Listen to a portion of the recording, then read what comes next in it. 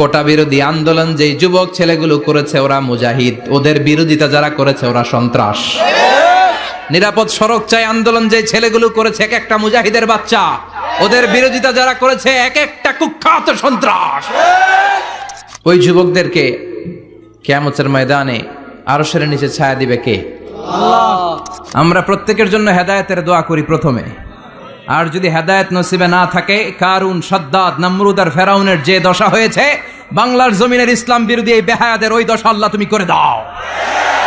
আমি কখনো হারি না, আমি হয় জিতি নয় শিখি, এরকম একটা অ্যাটিটিউড রাখবেন যে শিখতে আমাকে হবেই, কিন্তু হেরে যাব না আমরা। চিল্লায় বলেন ঠিক কিনা?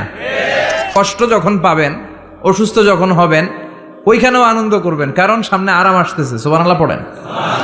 মুমিনের হারাবার কিছু নাই, দুঃখ পাওয়ার কিছু নাই। মুমিন অসুস্থ হলে অসুস্থতার মাধ্যমে তার গুনাহ ঝরে যায়, সে আল্লাহর কাছে প্রিয় হয়ে ওঠে। তা আমাদেরকে কেউ হারাইতে পারে? কথা বলেন, আমাদের কেউ ভয় দেখাইতে পারে?